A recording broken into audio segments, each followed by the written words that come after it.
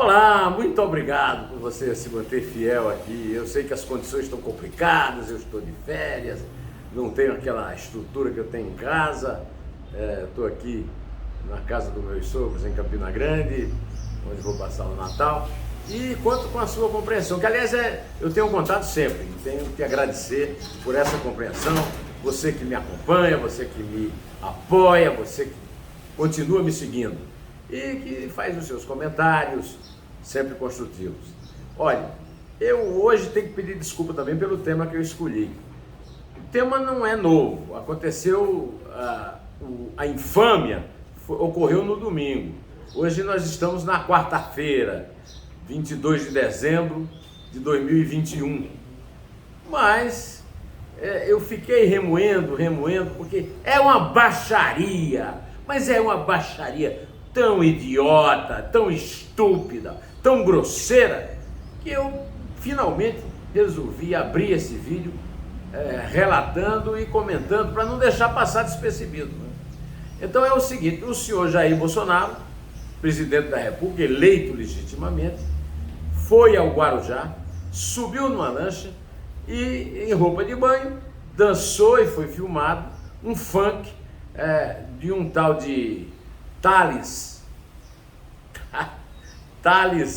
Volpi, né? E do MC Reaça. E é um primor de grosseria, de preconceito, de baixaria. Diz que o capitão da reserva do exército se casou com a Cinderela.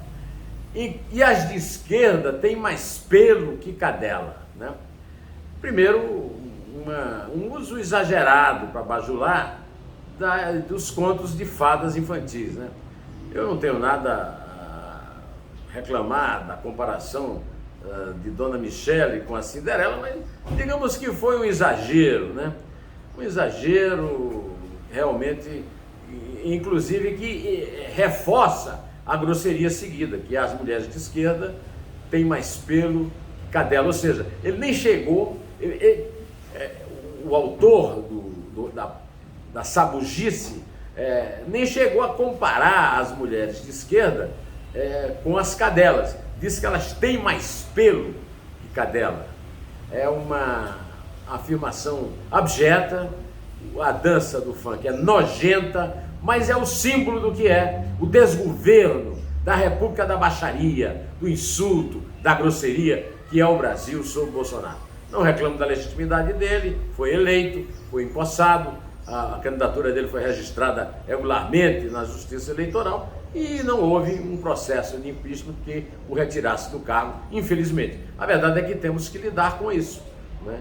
Um presidente da República que trata as mulheres desse jeito e que usa de preconceitos dentro de uma cadeia de insultos intolerável. Isso é simplesmente intolerável. Como é intolerável a forma que ele encontrou para premiar, comprar votos para esta eleição, pagando os da eleição anterior com dinheiro público. Ele queria que o relator da emenda do orçamento incluísse uma verba sem origem definida de 2 bilhões e 500 milhões de reais, e afinal foi feito um acordo, essa verba baixou para 1 bilhão e 700 milhões, e os deputados não querem assumir essa seletividade absolutamente desprovida de qualquer lógica, de qualquer sentido de democracia e de isonomia, fazendo essa escolha seletiva, né? A escolha será do próprio Bolsonaro e ele não se recusará a fazer, porque é claramente uma medida de recompensa para um tipo de categoria profissional que ele seduz, né? Que ele tenta seduzir para votar nele. Além disso, também os agentes penitenciários, que é da mesma paróquia, né? Do mesmo distrito eleitoral, e que os deputados cederam, mas deixaram na mão dele a escolha daquele dedo podre que ele sempre teve, e que é uma cumplicidade com um tal de Anderson Torres, que é delegado da Polícia Federal, e pretende se candidatar a deputado federal em Brasília. Então é tudo eleiçoeiro, né? Agora o resultado é trágico, né? 320 coletores de impostos da Receita, e revoltados com o fato de que não tiveram aumento, que foi para os agentes federais e dos presídios, simplesmente abandonaram o cargo, né? Eu quero saber como é que vai fazer para substituí-los. Agora é um instrumento a mais para o Bolsonaro aumentar o seu controle sobre a Polícia Federal, no caso do aumento, e sobre a Receita Federal, no caso da substituição. Eu também não posso deixar de comentar outro fato absolutamente lamentável, né? É o seguinte: o Copom não aceitou de jeito nenhum a solução que a tal da Itapemirim deu para deixar 150 mil passageiros sem voos e sem vouchers de hotel depois de pegar o dinheiro deles. Eles não tiveram nem como reclamar, mas isso nós já reclamamos. O que está acontecendo agora é que o Copom está exigindo dessa empresa, que suspendeu esses voos, que simplesmente reponha o dinheiro depositado para as compras e também pague todas as despesas que essas pessoas tiveram. As pessoas foram para o aeroporto, nem encontraram balcão, nem agentes da companhia para reclamar. Ainda bem que, pelo menos, mesmo no Brasil de Bolsonaro, onde 618 mil pessoas morreram de Covid até agora, e 20 milhões de brasileiros passam fome, e ele dança um funk de mau gosto, chamando a própria mulher de Cinderela e as mulheres de esquerda de ter mais pelo que a cadela. Nesse Brasil, pelo menos, no mínimo, o que se pode dizer é que o Procon funcionou no caso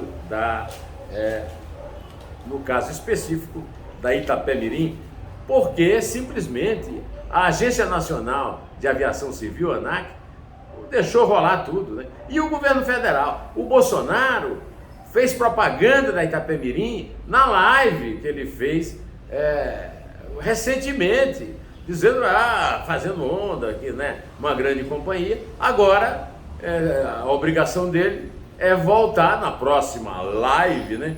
E pedir desculpas por ser mais uma vez um péssimo programa, ou como diz o seu inspirador, o pseudo-filósofo Olavo de Carvalho, um poster man, um garoto propaganda de um bando de caloteiros escondidos atrás de um nome de uma empresa de transporte público. Bom, meus amigos, no Estadão, o Estado de São Paulo de hoje, na página 2, tem um artigo meu. Eu escrevo periodicamente lá, e o meu artigo se chama Amazônia, Minamata, Chernobyl.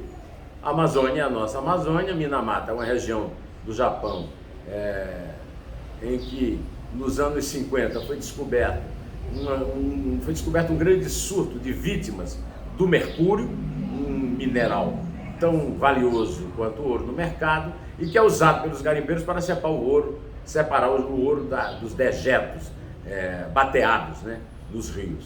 Pois bem, eu falo do caso que eu já falei ontem, né, no artigo, eu já falei ontem aqui no vídeo, do caso da Polícia Federal, que fez um bom trabalho lá no Madeira, e numa operação chamada Uiara, revelou os péssimos efeitos do mercúrio na vida do rio, nos peixes e nas pessoas que consumiram esses peixes, né? Agora, o que eu acho mais dramático, que eu gostaria de chamar a atenção de vocês, é o seguinte: tudo na Amazônia é crime, o desmatamento é crime, né?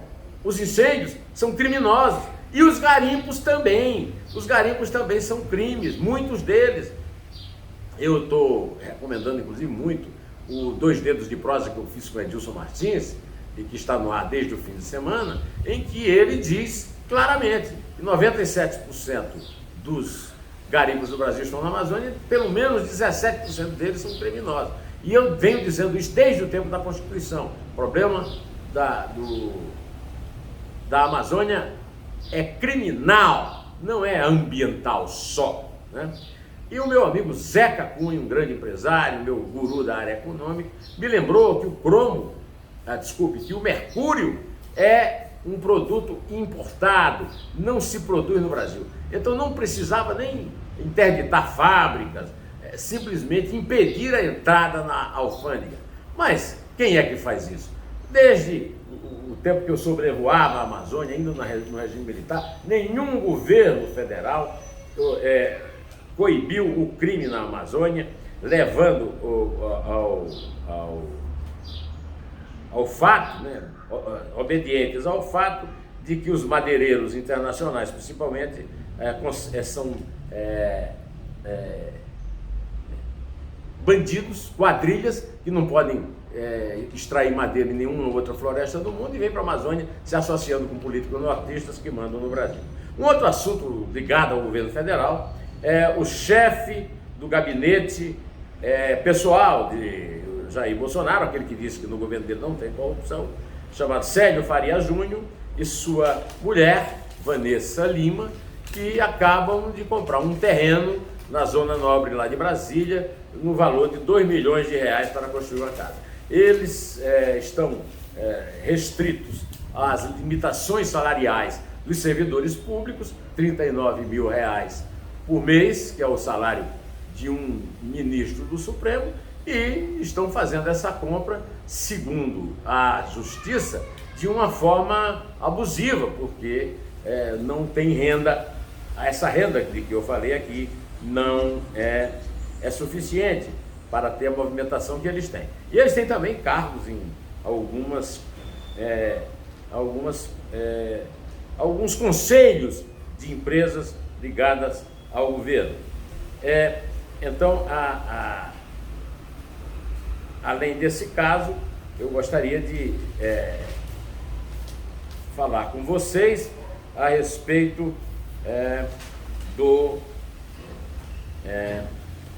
bom, eu vou terminar esse vídeo da forma oposta ao comentário do mau gosto absurdo, né? Uma forma da gente combater o mau gosto absurdo do governo Bolsonaro. Então eu vou dar a notícia que nesta quarta-feira, daqui a pouco, eu estou gravando agora à tarde, daqui a pouco às 20 horas, o Henrique Cases e o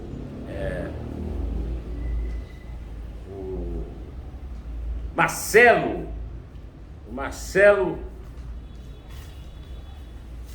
Neto do Pixinguinha, né? Estão apresentando um programa com raridades que eles encontraram no acervo do Instituto Moreira Salles, que é o dono da herança lá do Pixinguinha, né?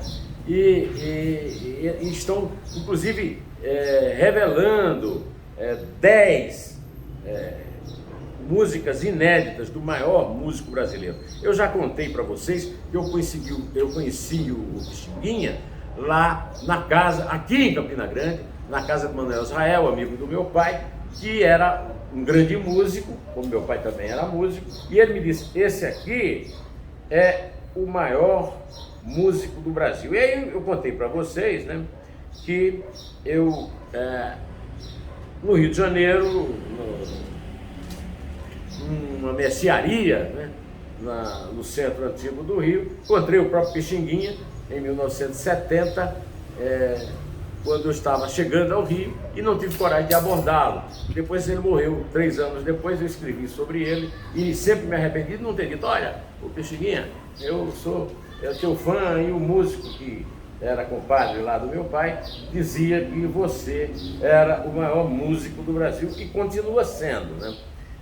Eu aconselho muito que vocês acompanhem isso aqui no YouTube, porque é um momento de uma música que o Brasil está desprezando e trocando por um som em que diz que as mulheres de esquerda têm mais pelo do que as cadelas, numa comparação preconceituosa, mentirosa e abusiva, né?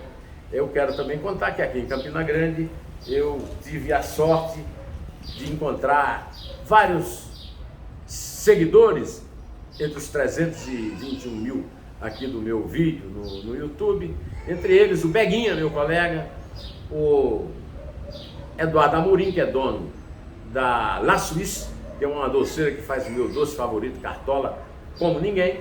E além disso, encontrei a Amanda Freire, filha do meu amigo querido Wellington Freire, lá do Calçadão de Campina Grande, com seu namorado, o promotor Breno Vanderlei César II.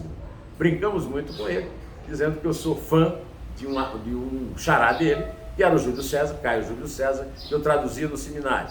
E ele também é parente do João Paulo II, que foi Papa, e do Dom Pedro II, né? Não é isso? Pois é. Ele estava também com um primo, né? O primo se chamava Evaldo Dantas Nóbrega. E o Evaldo Dantas Nóbrega é um cardiologista aqui de Campina Grande, e o Breno, o Vanderlei, né? O Breno Vanderlei, que é neto do Breno Vanderlei, que foi prefeito de Campina Grande, que mora em Patos, mas também tem o seu escritório aqui e dá aula numa faculdade aqui. Eu quero deixar aqui um grande abraço, grato pela companhia deles lá no La Suíça e, sobretudo, pela forma carinhosa como eles me receberam depois de acompanharem os vídeos aqui como vocês. Um grande abraço, dedico esse vídeo para eles e vou me despedir de vocês, direto ao assunto, em pé, e só a verdade salvará as nossas vidas e as nossas almas. E a nossa pátria, que nós amamos e eles não.